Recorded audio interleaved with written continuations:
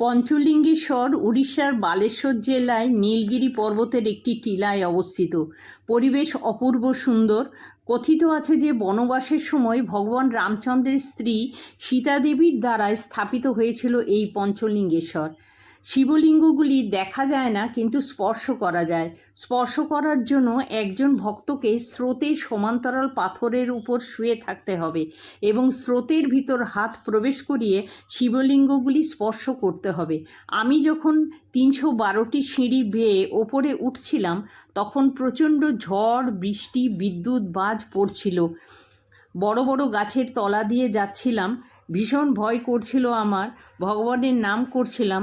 আমি সেই দিনের শেষ ভক্ত যে এই পঞ্চলিঙ্গেশ্বরকে স্পর্শ করলাম। ইনি একজন যজমান। ইনি শেষ পর্যন্ত আমার সাথে ছিলেন। ইনি শেষে মন্দিরের গেট বন্ধ করে আমার সাথেই নিচে নেমে এলেন।